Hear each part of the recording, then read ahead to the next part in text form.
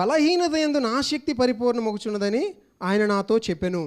చూడండి, పౌలు అంటున్నాడు ఇక్కడ, నా బలహీనతలో ఆయన శక్తి పరిపూర్ణమగుచున్నది కనుక నేను నా యొక్క బలం నందు కాకుండా నా బలహీనతలు ఏందే నేను అతిశయిస్తాను అంటున్నాడు.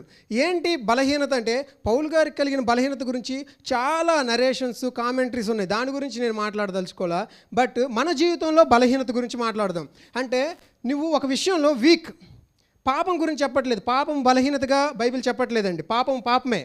నా బలహీనత బ్రదర్, నేను మందు తాగుతానంటే అది తప్పు, పాపం అది. బలహీనత అంటే నువ్వు చెయ్యలేని పని, దాని గురించి ఆ వివరంలో నేను చెప్తున్నా.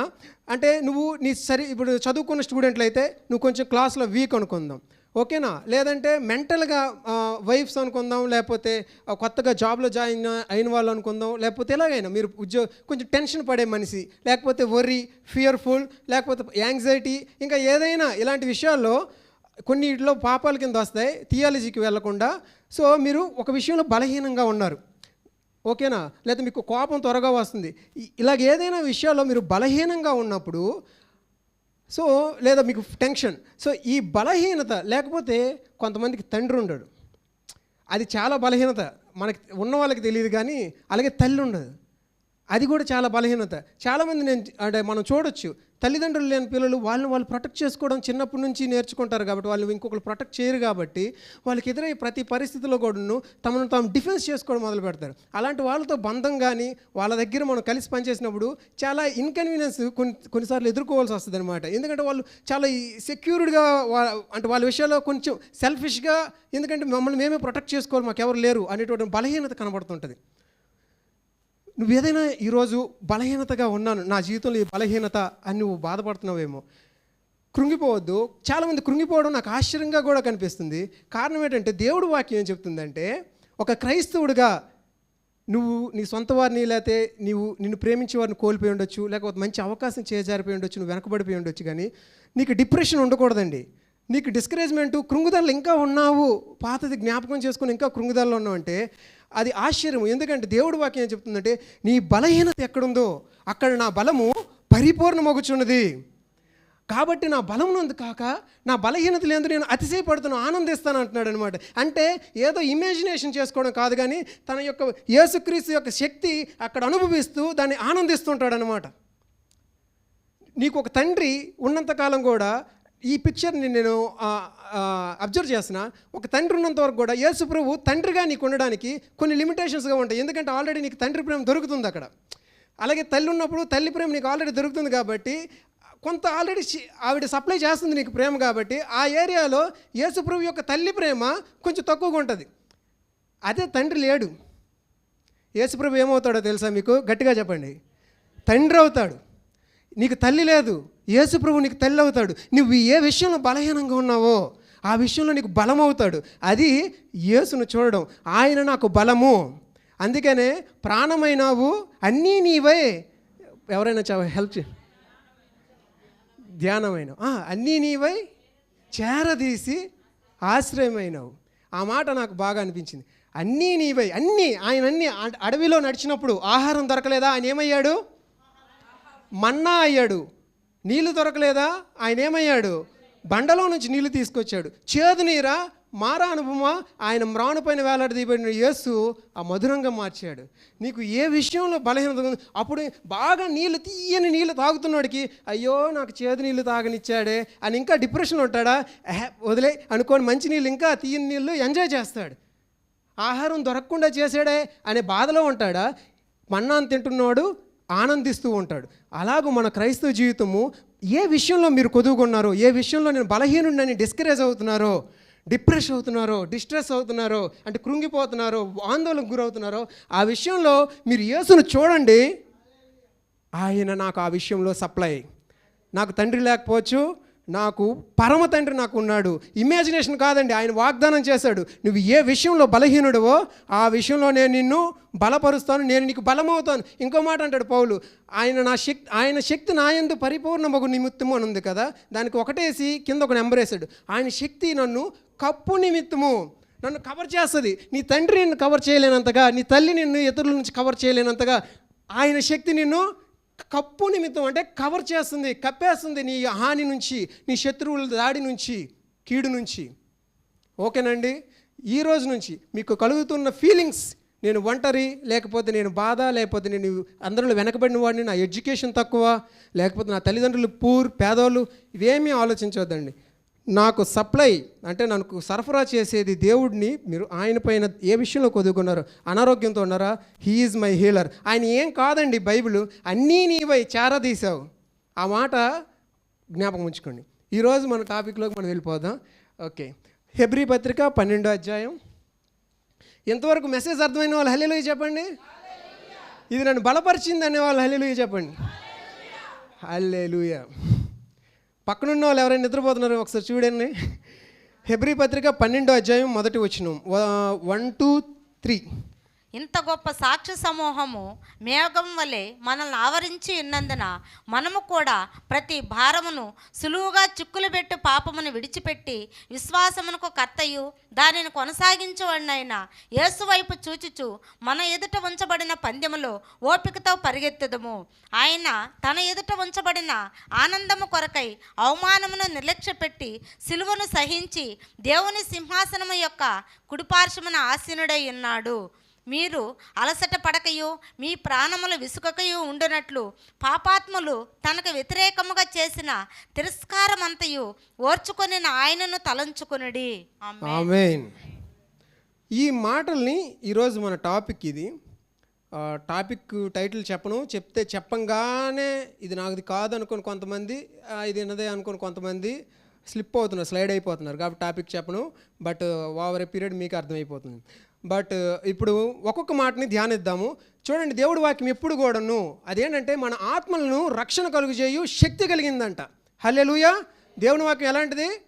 మన ఆత్మలకు రక్షణ కలుగు చేసేటటువంటి శక్తి కలిగినది. పేతురు అంటాడు, మీరు క్షయమైన బీజం నుంచి పుట్టలేదు కానీ శాశ్వతముకు జీవము గల దేవుని వాక్యం మూలంగా అక్షయ బీజము నుండి పుట్టింపబడిన వారు. దేని మూలంగా పుట్టాము? శాశ్వతమైనటువంటి జీవము కలిగినటువంటి దేవుని వాక్యం మూలంగా పుట్టాను. కాబట్టి ఈ దేవుని వాక్యాన్ని న్యూస్ పేపర్ చదివినట్టు చదవద్దు.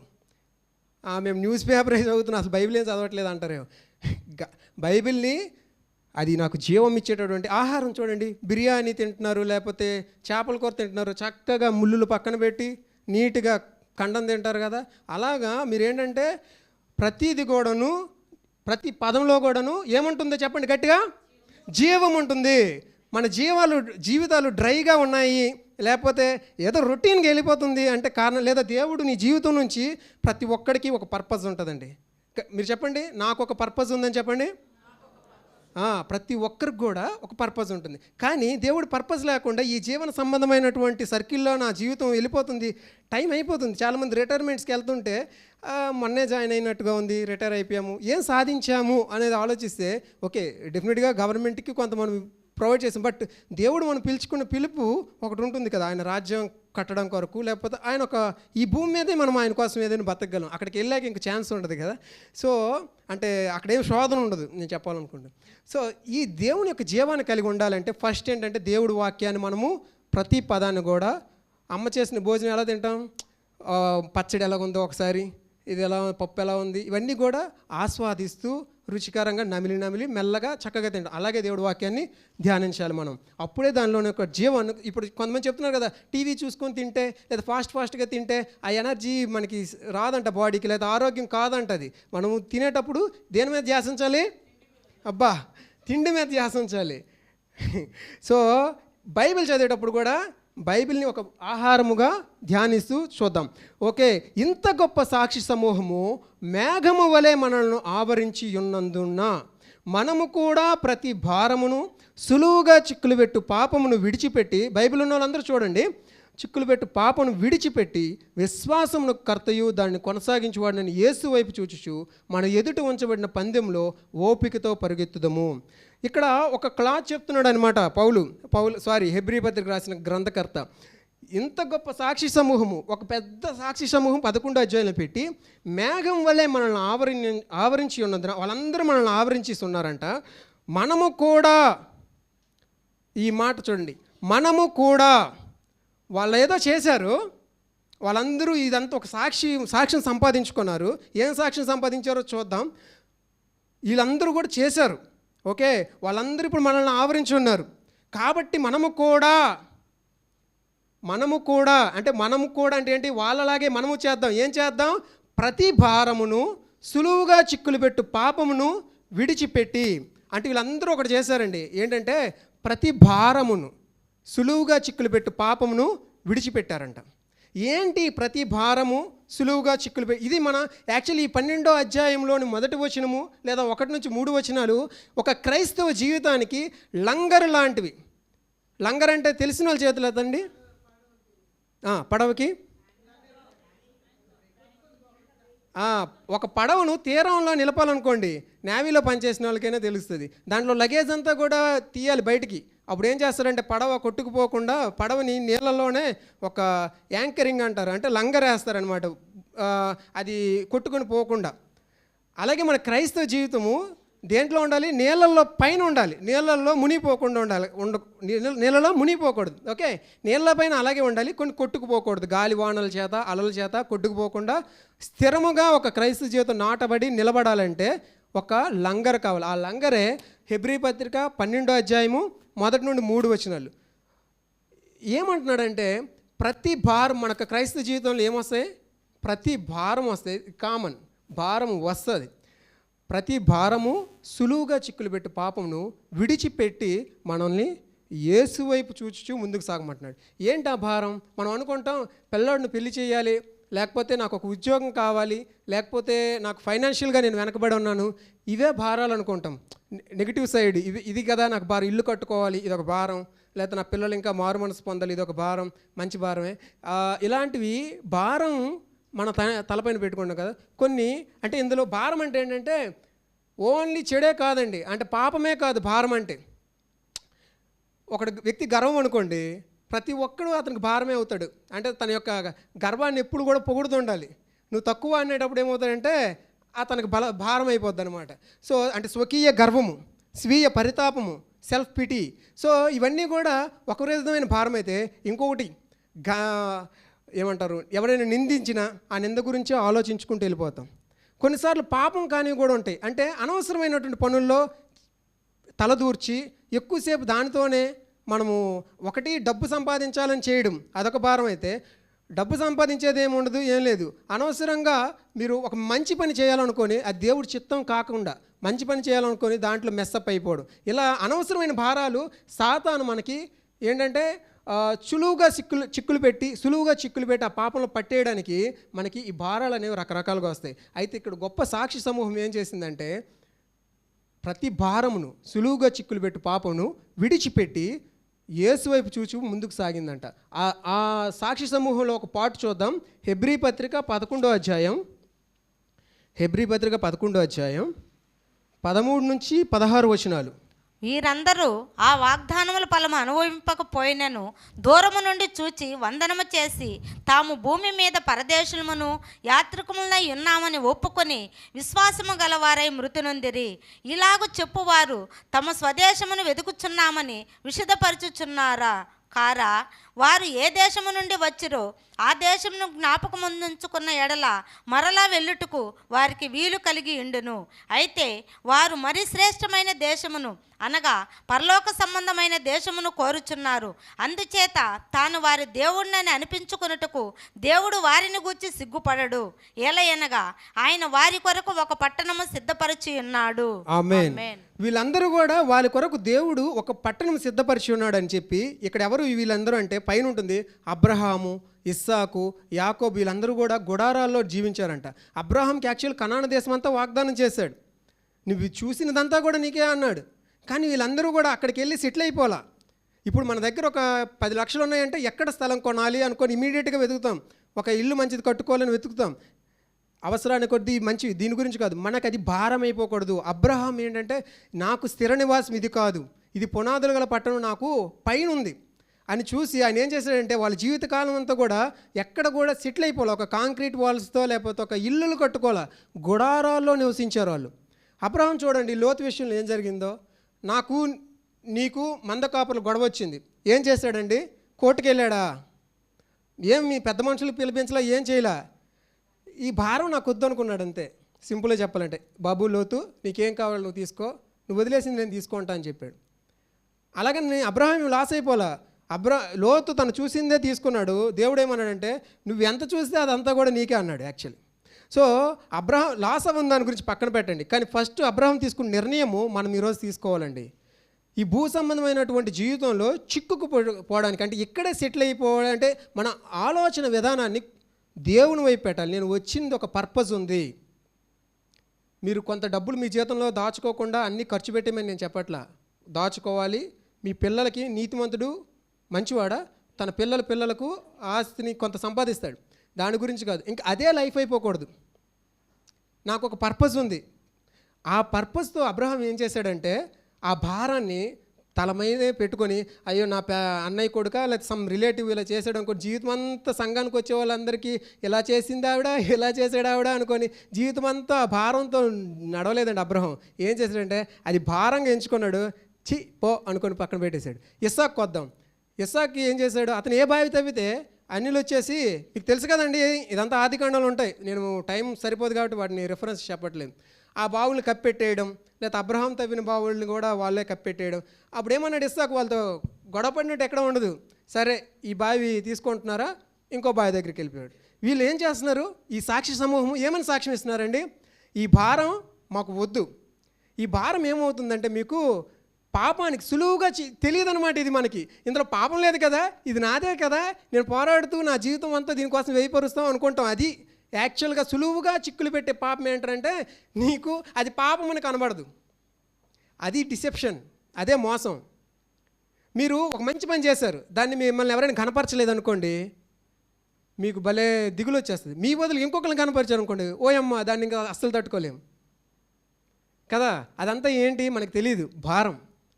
అసలు నేను పుట్టింది, నేను జీవిస్తుంది వాళ్ళు ఘనపరిచే ఘనతల కోసం కాదు, లేకపోతే నేను పనిచేసే చోట్ల నాకు వచ్చే మెరిట్స్ కోసం కాదు.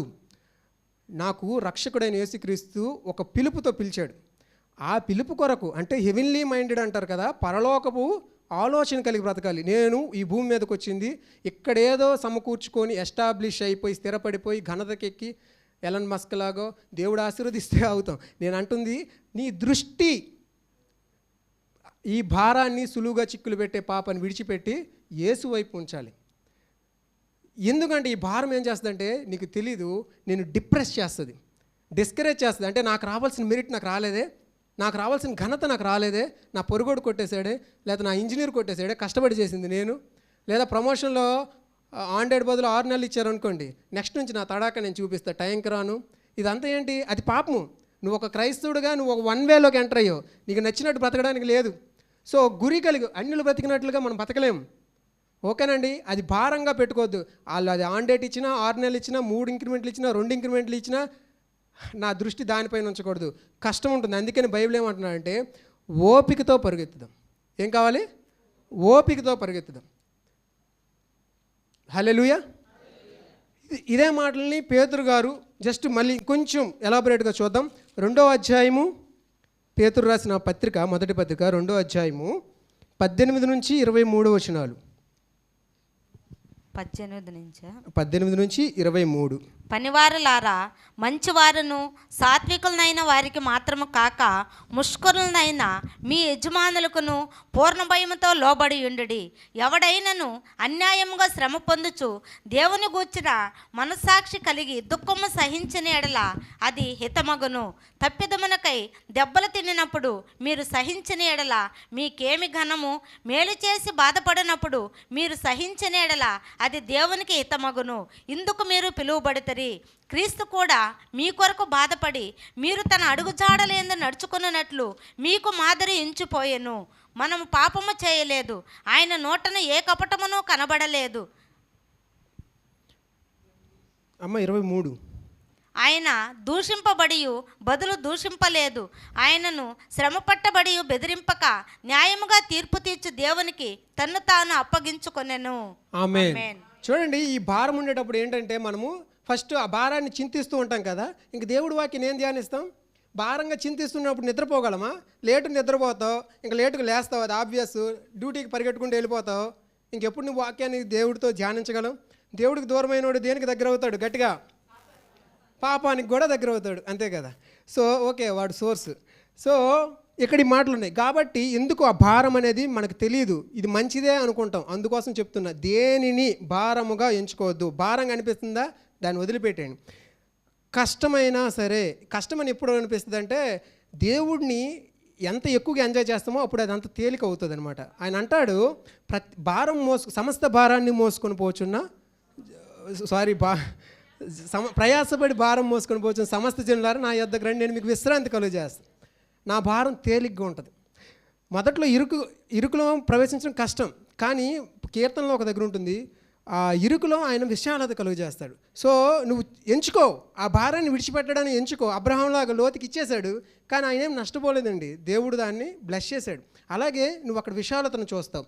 ఇక్కడ ఏమంటున్నాడు చూడండి, మంచి పనివారులారా, మంచివారును సాత్వికులైన వారికి మాత్రం కాక మనం ముష్కరులైన మీ యజమానులకును పూర్ణ భయంతో లోబడి ఉండి. మనం అనుకుంటాం ఆయన చెడ్డోడు కదా, ఆయనే ఆఫీసు టైంకి రాడు, ఇంకా ఆయనకేం లోబడతాను అని అనుకుంటాం కదా. లేకపోతే ఆయన పని చేయడం, ఆయనకు మాత్రం అన్ని ఆన్ డేట్లు వస్తున్నాయి, 6 నెలలు 3 ఇంక్రిమెంట్లు వస్తున్నాయి, 6 ఇంక్రిమెంట్లు. సో నేను ఎందుకు ఆయన లోబడాలంటే, మంచివారును సాత్వికులైన వారికి మాత్రం కాక ముష్కరులైన మీ యజమానుడికి లోబడి ఉండండి. ఎవడైనా అన్యాయంగా శ్రమ పొందుచు దేవుని గూర్చిన మనస్సాక్షి కలిగి దుఃఖం సహించిన యెడల అది హితమగును. తప్పిదమునికై దెబ్బలు తినినప్పుడు మీరు సహించిన యెడల మీకేమి ఘనము. మేలు చేసి బాధపడినప్పుడు మీరు సహించిన యెడల అది దేవునికి హితమగును. ఇందుకు, అందరూ చదవండి, ఇందుకు మీరు పిలువబడతారు. ఒక్కడే చదివారు, ఇందుకు మీరు పిలువబడతారు. మన పిలువబడిన పిలుపు దేనికోసమంటే పాపం చేసి, తప్పు చేసి తిట్లు కాయడానికి కాదు, దెబ్బలు తినడానికి కాదు, మేలు చేసి కీడును అనుభవించడానికి. అంటే కీడు కోరుకోమని కాదు, మేలు చేసినప్పుడు కూడా శ్రమ వచ్చిందా, ఆ శ్రమను దీనికోసమే తిరుగుబాటు చేయడానికి కాదు, ఆ శ్రమను కూడా ఓర్చుకోవడానికి మనము పిలువబడ్డాము. ఈ పిలుపును మనం దృష్టించకపోయినప్పుడు మనకు కలిగే వ్యయ ప్రయాసాలలో, మనకు కలిగే కష్టాల్లో, నష్టాల్లో మనము గురి తప్పుతాం. నా పిలుపు ఏంటి? ఆ పిలుపు అనేది ఈ భూ సంబంధమైన ఏ ఆశీర్వాదం పైనో, అంటే ఎవడో నిన్ను ప్రైజ్ చేస్తేనో, నిన్ను ఘనపరిస్తేనో, లేకపోతే ఎవడైనా నిన్ను నిందిస్తేనో, దేనిపైన లేని అతీతమైనది అనమాట. మనం అంటాం కదా, జాయ్ అంటే ఏంటంటే పరిస్థితులపైన ఆధారపడదు.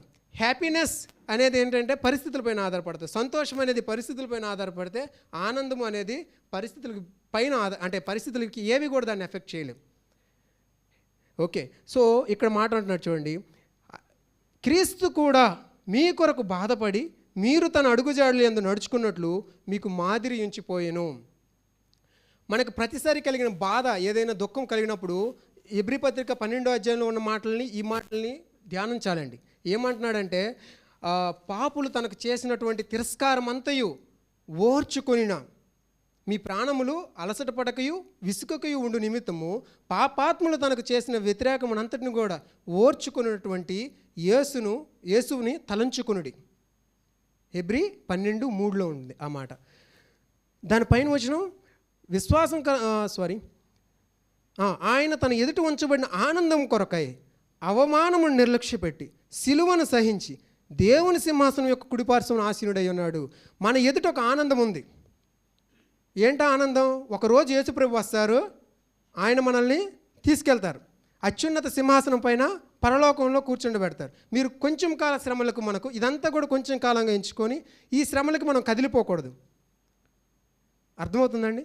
మన కొరకు ఒక నిత్యమైనటువంటి ఆనందము. ఇది ఎవరికి ఇష్టం ఉండదు ఈ సబ్జెక్ట్, ఎందుకంటే ఇప్పుడే మనకి అన్నీ వచ్చేయాలనుకుంటాం. వస్తాయి, కానీ మన విశ్వాసానికి ఏంటంటే, అసలు నువ్వు విశ్వసిస్తున్నావా లేదా అనేది ఎలా తెలుస్తుందో చెప్పండి?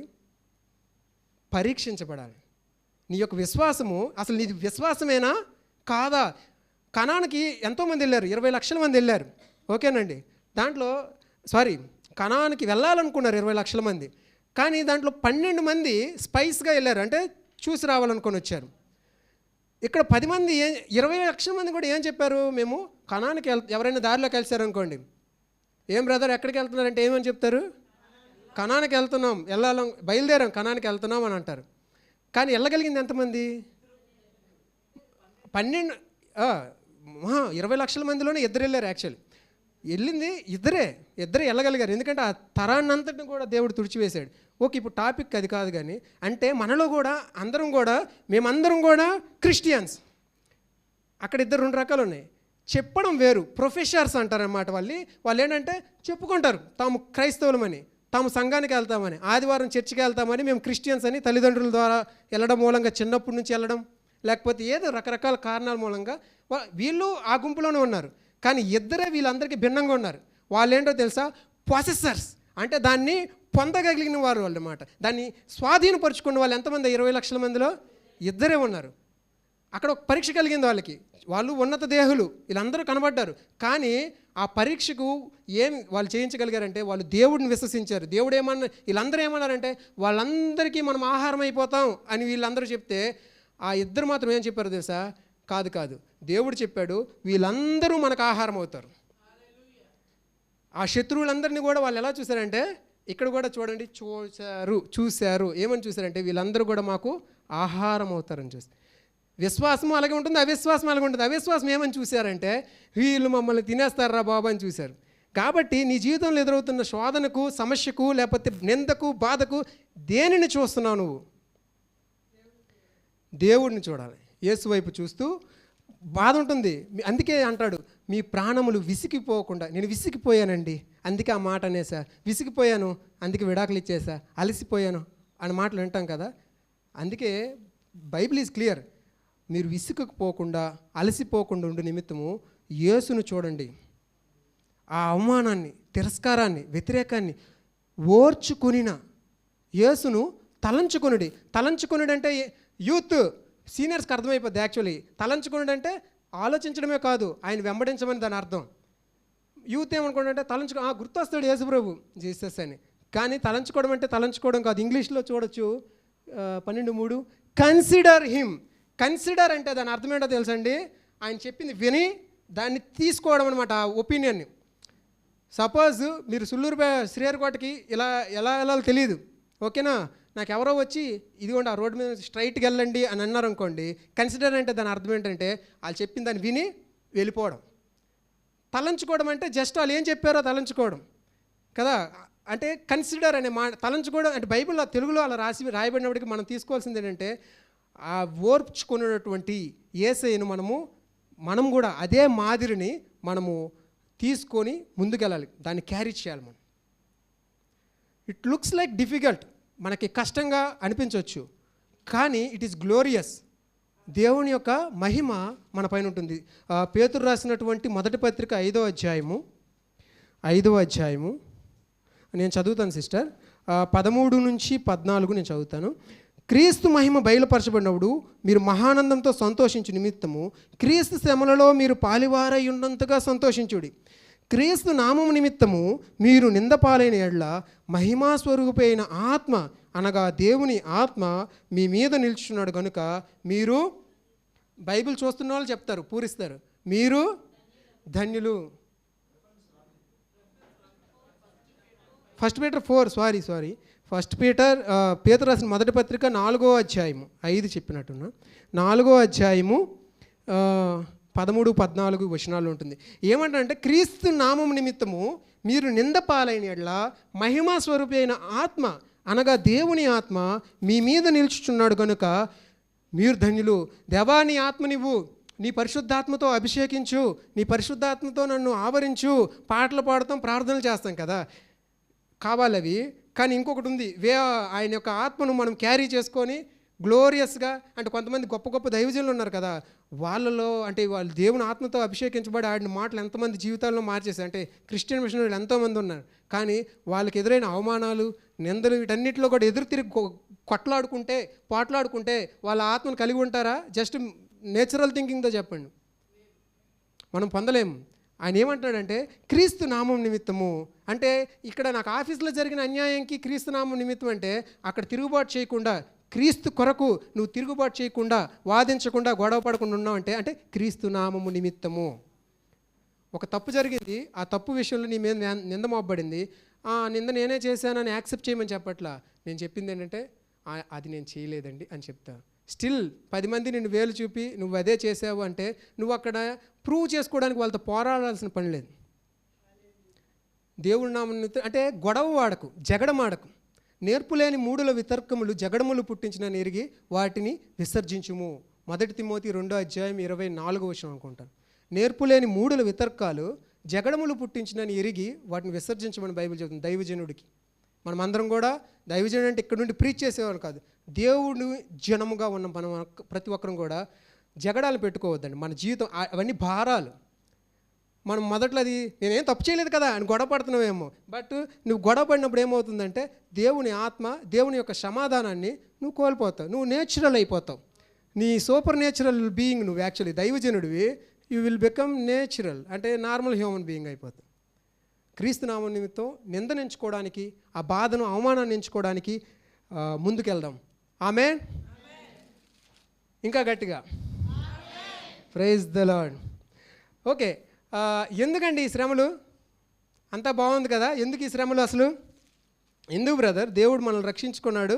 యాక్చువల్లీ మనం ఎంతో పాప భారంతో అనేక కష్ట నష్టాలతో మనము వెళ్తున్నప్పుడు, అంటే రక్షణ లేనప్పుడు ఆయనే చెప్పాడు, ఏమన్నాడు? ప్రయాసపడి భారం మోస్తున్నారు, నా దగ్గర రండి, నేను మీకు విశ్రాంతి కలుగు చేస్తాను అన్నాడు. మళ్ళీ దేవుడు నమ్ముకున్నాక మళ్ళీ కష్టాలు ఏంటి? కష్టాలతో మళ్ళీ దాన్ని ఎందుకు నేను భరించాలి? మళ్ళీ ఏముంది అయితే ఆయన దగ్గర స్పెషాలిటీ అని అడిగితే, హెబ్రీ పత్రిక 12వ అధ్యాయంలోనే, యాక్చువల్లీ ఇదంతా ఒకటే కాంటెక్స్ట్, 5 నుంచి 11 వచనాలు, 5 నుంచి 11 వచనాలు చదవండి. నా కుమారుడా, ప్రభుచే శిక్షను తృణీకరించకము, ఆయన నిన్ను గద్దించినప్పుడు విసుకకము. ప్రభు తాను వానిని శిక్షించి తాను స్వీకరించు ప్రతి కుమారుని దండించును అని కుమారులతో సంభాషించినట్లు మీతో సంభాషించు ఆయన హెచ్చరికను మరచితిరి. శిక్షాఫలం పొందుటకై మీరు సహించుచున్నారు. దేవుడు కుమారులుగా మిమ్మల్ని చూచుచున్నాడు. తండ్రి శిక్షింపని కుమారుడెవడు? కుమారులైన వారందరూ శిక్షలో పాలు పొందుచున్నారు. మీరు పొందని ఎడల దుర్బిజ్జులే కాని కుమారులు కారు. మరియు శరీర సంబంధులైన తండ్రులు మనకు శిక్షకులై ఉండిరి, వారి యందు భయభక్తులు కలిగి ఉంటిమి. అట్లయితే ఆత్మలకు తండ్రి అయిన వానికి మరీ ఎక్కువగా లోబడి బ్రతుకవలెను కదా. వారు కొన్ని దినముల మట్టుకు తమకిష్టం వచ్చినట్టు మనల్ని శిక్షించిరి, కానీ మనము తన పరిశుద్ధతలో పాలు పొందవలనని మన మేలు కొరకే ఆయన శిక్షించుచున్నాడు. మరియు ప్రస్తుత యందు సమస్త శిక్షయు దుఃఖకరముగా కనబడనే కానీ సంతోషకరముగా కనబడదు. అయినను దాని యందు అభ్యాసం కలిగిన వారికి అది నీతి అయిన సమాధానకరమైన ఫలమిచ్చును. కాబట్టి చాలు ఇక్కడ చూడండి, ప్రభు చేసేటటువంటి ఈ శిక్షను 5వ వచనంలో ఉంది. శిక్ష అంటే పనిష్మెంట్ కాదు, ఇక్కడ ఇంగ్లీష్లో క్లియర్గా ఉంటుంది, ట్రైనింగ్. ఇట్ ఈస్ ఎ శిక్షణ. యాక్చువల్గా ఏంటది? శిక్షణ. ఆ శిక్షణ ఎలాంటిదంటే చెప్పా కదా, ఈ సర్కమ్స్టెన్సెస్ మన పక్కనున్న వాళ్ళు, అంటే ఇప్పుడు ప్రభువుని అంగీకరించి రక్షించబడినప్పుడు నీ ఆత్మ రక్షించబడింది, కానీ నీ యొక్క పరివర్తన, నీ యొక్క ప్రవర్తనలో ఏమైనటువంటి చేంజ్ ఉందా? అంటే నిన్ను ప్రేమించే వాళ్ళని ఎవడైనా ప్రేమిస్తాడు కదా, నిన్ను దూషించే వాళ్ళని ప్రేమించగలుగుతున్నావా? అంటే మొదట నీకేం జరగాలి? ఒకరు దూషించాలి కదా. నిన్ను హింసించే వాళ్ళని కూడా క్షమించగలుగుతున్నావా? అంటే నిన్ను ఒకరు దాని గుండా వెళ్ళినప్పుడే కదా నీలో నుంచి అది బయటకు వస్తుంది. మన ప్రవర్తనలో కూడా అది రావాలి అనడం కోసం. లేకపోతే ఎప్పుడు కూడా మనము ఆ ఈగోస్తోనూ, అంటే మన యొక్క సెల్ఫ్ రెస్పెక్టు వీటితోనే, అక్కడతోనే ఆత్మగౌరవంతో వీటితోనే అయిపోతాం అనమాట. అందుకోసం దేవుడు ఏం చెప్తున్నాడంటే, దాని కొరకు, అంటే 10వ వచనం క్లియర్గా ఉంది, తన పరిశుద్ధతలో పాలు పొందవల్లని మన మేలు కొరకే ఆయన శిక్షించుచున్నాడు. శిక్షించడం అంటే మళ్ళీ ట్రైనింగ్ అనే మాట గుర్తుపెట్టుకోండి. ట్రైనింగ్, శిక్షణ చేయుచున్నాడు. ఏమనంట? ఆయన పరిశుద్ధతలో మనం పాలు పొందవల్లని. ఆయన పరిశుద్ధతలో పాలు పొందడం అంటే ఆయనటువంటి పరిశుద్ధత ఎలాంటిది? ప్రేమ, లేకపోతే ఎంతో మహిమకరమైంది కదా, ఎంతో అభిషేకంతో కూడుకుంది. ఆయన ఎక్కడికి వెళ్తే అంటే ఆయన స్వస్థపరచగలడు, లేకపోతే ఒకరిని ఆదరించగలడు. ఇందాక పాటలోనో ఆరాధనలో విన్నాం, మనము ఆదరిస్తే ఒకలా ఉంటుంది, కానీ ప్రభువు ఆదరిస్తే ఎలా ఉంటుంది? ఒకటి తెలుసండి, డిప్రెషన్లోకి ఎవరైనా వెళ్తున్నారంటే గుర్తుపెట్టుకోండి, డిప్రెషన్ ఈజ్ వన్ వే. డిప్రెషన్లోకి వెళ్ళడమే కానీ మీ అంతటి మీరు వెళ్ళగలరు. డిప్రెషన్ అంటే కృంగుదల, నాకు ఏదో కోల్పోయానని, ఎవరో కోల్పోయారంటే నా ప్రేమించిన వాళ్ళు నష్టపోయానని డిప్రెషన్లోకి ఎవరైనా వెళ్తున్నారేమో జాగ్రత్తగా ఉండండి. మళ్ళీ వెనక్కి మీ అంతా మీరు రాలేరు. ఏ మనిషి కూడా మిమ్మల్ని తీసుకురాలేడు. ఒకరు కావాలి దానికి, రక్షకుడైన యేసు. మరలా ఆయన ఇంటర్వెన్షన్తో నువ్వు మళ్ళా, సో ఆయనటువంటి అభిషేకంతో కూడినటువంటి జీవాన్ని కలిగి ఉండడం కోసం, అటువంటి పరిశుద్ధతలో మనం పాలు పొందవాలని, మనకి నష్టం కలగడానికి కాదు, మన మేలు కొరకే ఈ శిక్షణ. నిన్ను ఎవరైనా అప్రిషియేట్ చేయకపోయినా, నిన్ను ఎవరైనా ప్రమోట్ చేయకపోయినా, లేకపోతే నిన్ను అనవసరం నిందిస్తున్నా, బాధిస్తున్నా, అది ఇంటి వారే కావచ్చు, బయట వారే కావచ్చు, ఏదైనా సరే ఆయనలోనూ పరిశుద్ధతలో ఉన్నటువంటి పాలు పంపులు పొందడం కొరకు ఇది అనుమతించబడుతుందిగా చూడండి. అప్పుడు ఆ శ్రమలలో మీరు ఆనందించగలుగుతారు. లేకపోతే ఈ శ్రమ అంతా కూడా నీకు ఎలా కనబడుతుంది అంటే దుఃఖంగా కనబడుతుంది. ఓకే, ఇది ఒక ఫస్ట్ రీజన్గా తీసుకుంటే, పేతురు రాసిన మొదటి పత్రికలో మొదటి అధ్యాయం 6వ వచనం 7వ వచనం. ఇందువలన మీరు మిక్కిలి ఆనందించుచున్నారు, కానీ అవసరమును బట్టి నానా విధములైన శోధనల చేత ప్రస్తుతమును కొంచెము కాలము మీకు దుఃఖము కలుగుచున్నది. నశించిపోవు సువర్ణము అగ్ని పరీక్ష వలన శుద్ధపరచబడుచున్నది కదా. దానికంటే అమూల్యమైన మీ విశ్వాసము మీ శోధనల చేత పరీక్షకు నిలిచినదై యేసుక్రీస్తు ప్రత్యక్షమైనప్పుడు మీకు మెప్పును మహిమయు ఘనతయు కలుగుటకు కారణమగును. ఆమేన్. 6వ వచనం సగం నుంచి చూడండి. అవసరమును బట్టి, దేని బట్టి? అవసరమును బట్టి నానా విధములైన శోధనల చేత ప్రస్తుతమున కొంచెం కాలం మీకు దుఃఖం కలుగుతుంది. కొంచెం కాలం దుఃఖం కలుగుతుందంట. నానా విధమైన శోధనలంట. వీటన్నిటి ద్వారా మీకు దుఃఖం కలుగుతుంది. ఎందుకు అంటే దేవుడి వాక్యం చెప్తుంది, అవసరం అంటది. ఇది అవసరం.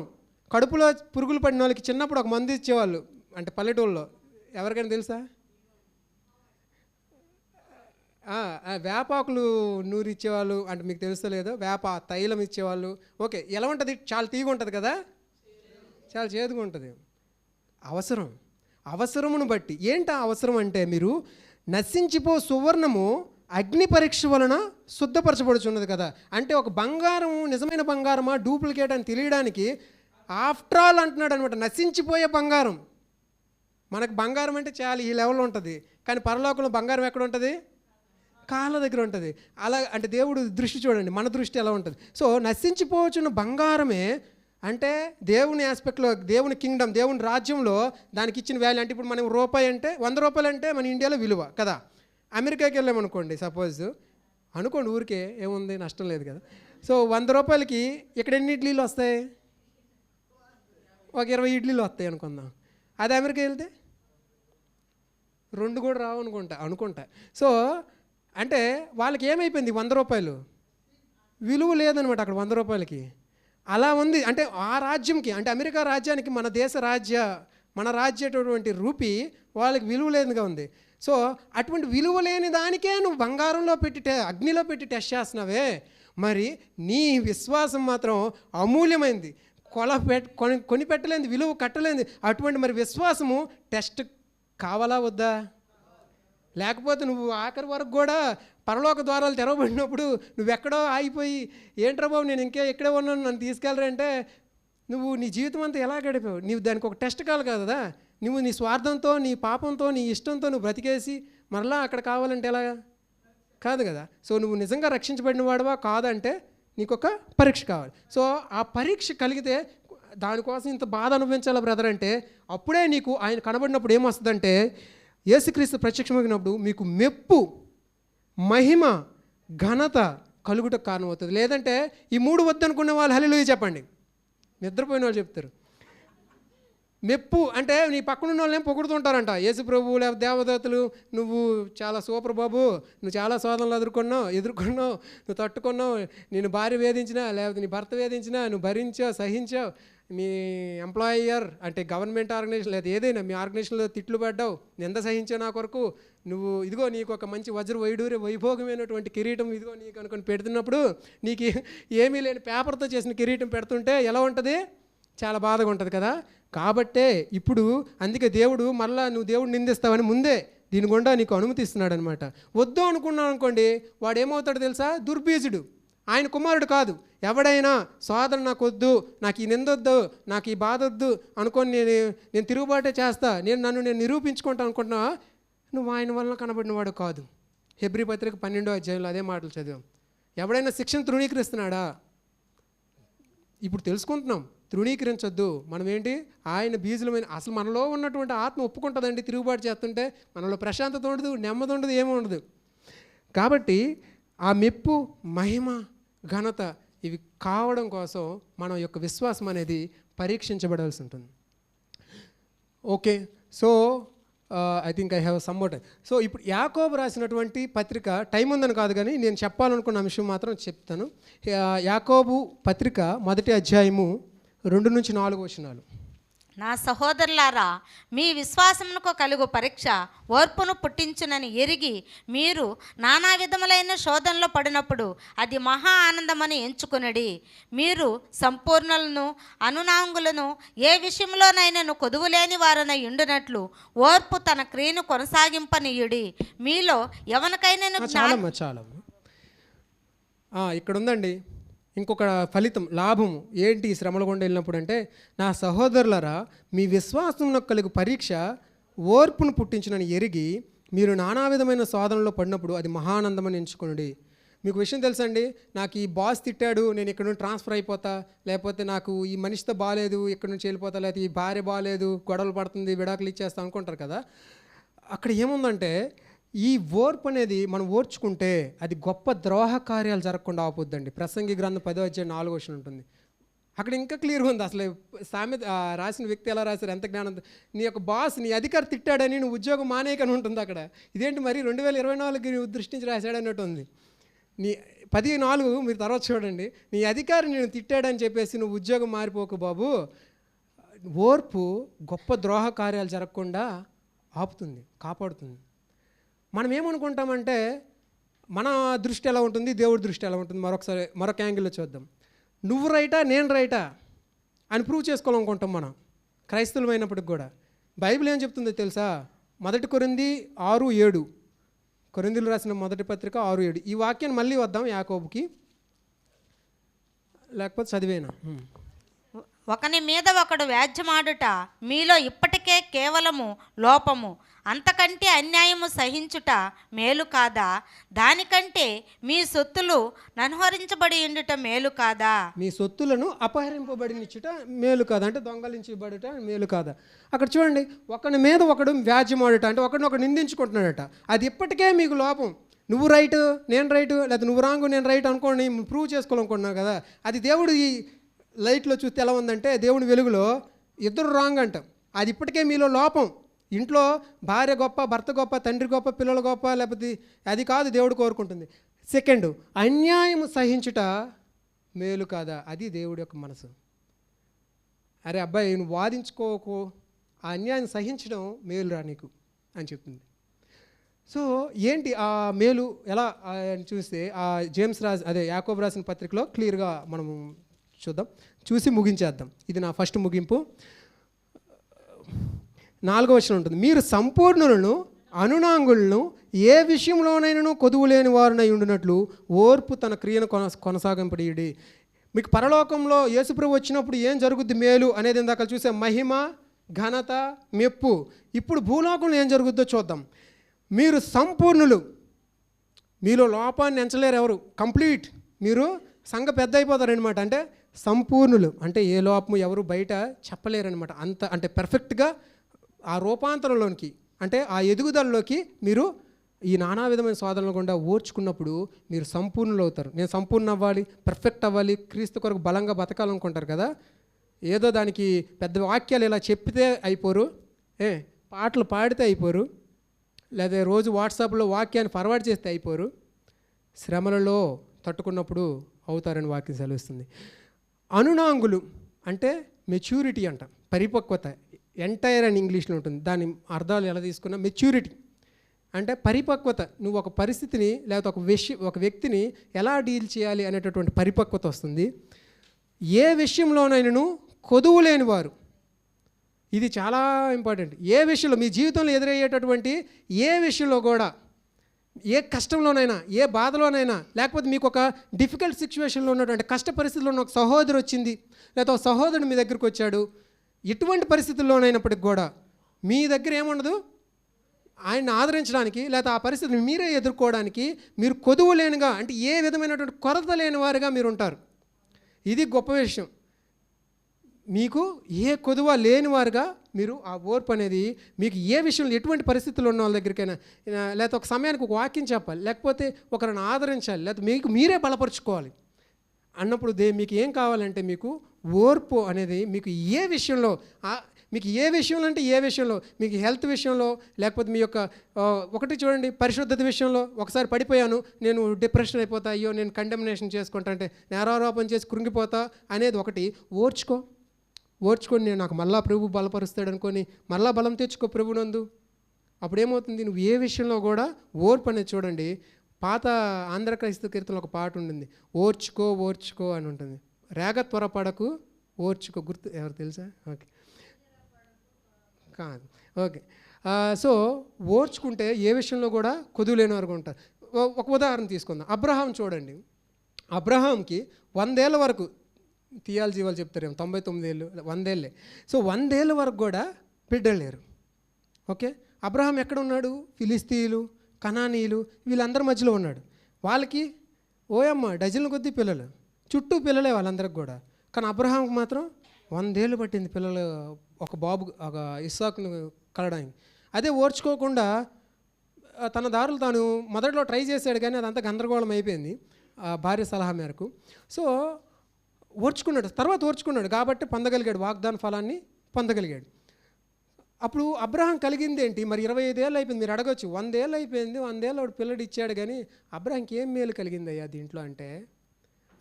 మనకి ఆ ఫిలిస్తీన్లకి తెలియంది ఒకటి కలిగింది. ఏంటో తెలుసా? అబ్రహాంకి వాడు అర్థమైంది, ఓహో దేవుడు 100 ఏళ్ళు అయ్యి నా శరీరం మృతతుల్యమైపోయింది అంటే నాలో నుంచి బిడ్డల్ని నేను కానీ శారా కానీ జన్మింపజేయలేము అంటే మృతతుల్యం. దీనిలో నుంచి కూడా దేవుడు ఒకటి సృష్టించగలడు, ఆయన సర్వశక్తిమంతుడు అనేటటువంటి ప్రత్యక్షత కలిగింది. అది నీకు నాకు డైరెక్ట్గా ఎక్స్పీరియన్స్ అవ్వలేదు. అందుకే దేవుడు అంటాడు, అబ్రహాము నేను సర్వశక్తిమంతుడైన దేవుడిని అంటే మనం జస్ట్ చదువుకొని వెళ్ళిపోతాం కదా, కానీ దాని అర్థం ఏంటో తెలుసండి? ఎల్ షద్దాయ్ అంటే మనం ఎంత పాడినా ఎంత చేసినా సరే మనము మన జీవితంలో అనుభవిస్తే కానీ తెలియదు.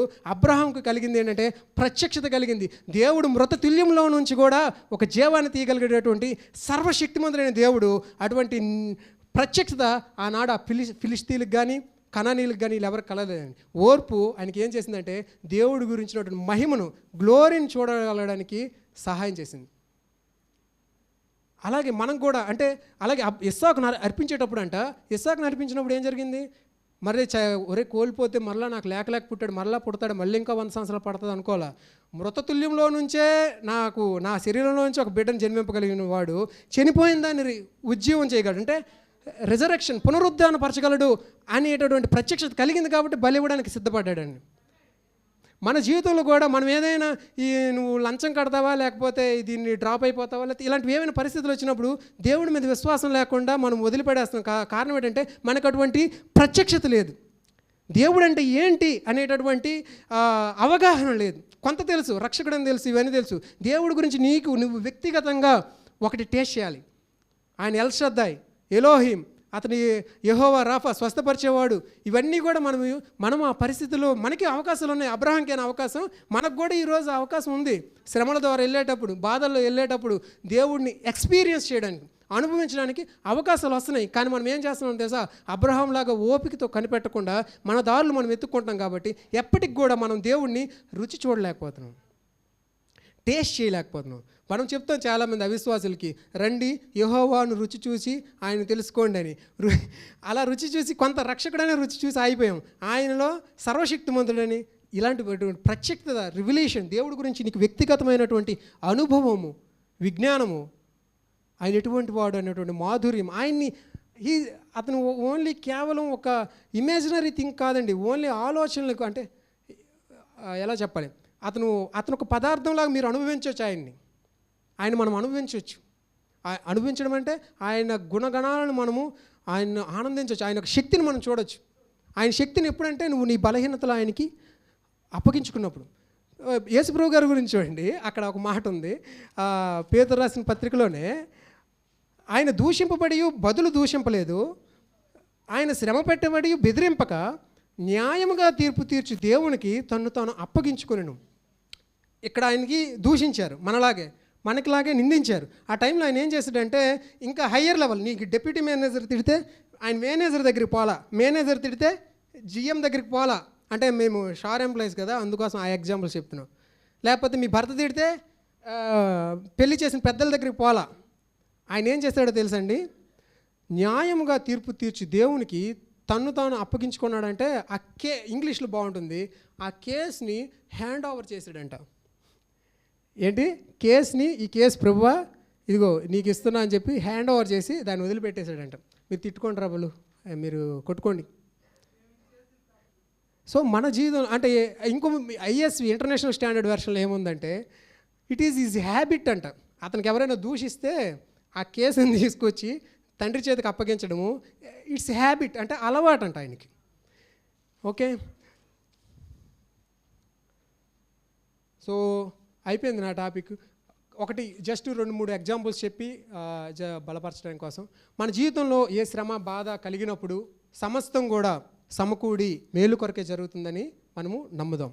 ఓకేనండి, సమస్తం కూడా సమకూడి మేలు కొరకే జరుగుతుంది. ఆ సమయంలో మీకు అది మేలుగా కనబడకపోవచ్చు. మీరు వెళ్ళాల్సిన ట్రైను రాలా, 2 గంటలు లేట్ అయిపోయింది, అయ్యో 2 గంటలు లేట్ అయిపోయింది, ఇప్పుడు నాకు ఇది ఇందులో ఏం మేలు ఉంది అని దాంట్లో చూడొద్దు. దాని నెక్స్ట్ ఉన్న ట్రైన్ వెళ్ళిపోండి, అక్కడ మీకు ఆ మేలు ఏంటో కనబడుతుంది. మీకు అర్థమవుతుందా? అంటే అప్పుడు మనకు కనబడపోవచ్చు, మనకి టైం అయిపోయింది, ఇంకొకటి బస్సు ఏదో చూసుకొని వెళ్తాం, అక్కడ ఒక అవసరతలో ఉన్న వ్యక్తిని ఆదరించడము లేకపోతే ఒక మేలు అనేది అప్పుడు ఇన్స్టెంట్గా కనబడపోవచ్చు. బట్ దేవుడు వాక్యాన్ని నమ్మండి, ఏమంటే అది మన మేలు కలగడానికి కోసం అది జరుగుతుందని నమ్మాలి. జస్ట్ 3 ఎగ్జాంపుల్స్ చెప్తాను, అది నాకు ఆల్ టైం బాగా ఆసక్తి కలిగించేవి. చూడండి, యోసేపుకి జరిగిందంతా కూడా, అన్నలు కొట్టింది, బాధపరిచింది, ఇదంతా కూడా చాలా అక్కడ ఆ సమయంలో ఏది ఆనందంగా కనబడదు, ఏం మేలు రా ఇందులో ఉందనుకుంటాడు.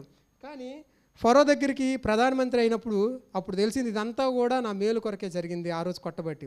మోషే పుట్టినప్పుడు చూడండి, ఆ ఫరో ఏం చేశాడు, హెబ్రీలో 2 సంవత్సరాల లోపున పిల్లలందరినీ కూడా చంపించేశాడు. ఆ టైంలో ఏ మేలు కలిగింది అంటే చూడడానికి ఏ మేలు కనబడట్లా. కానీ ఇజ్రాయేలీని విడిపించేవాడు 80 సంవత్సరాల క్రితమే పుట్టాడు.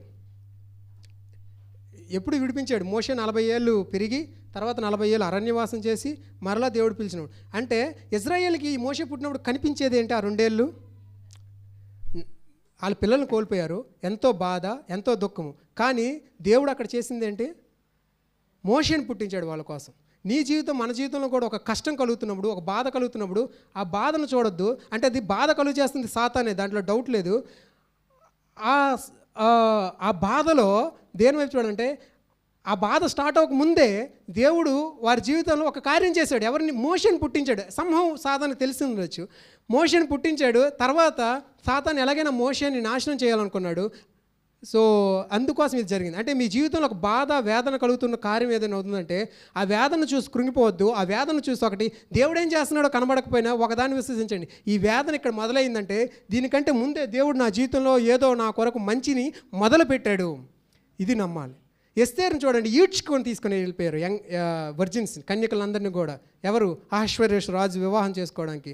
ఆ సమయంలో మొర్దెకైకి బాధ, ఎస్తేర్కి బాధ, ఎస్తేర్ లాంటి లక్షల మంది లేకపోతే వేల మంది స్త్రీలకు బాధ.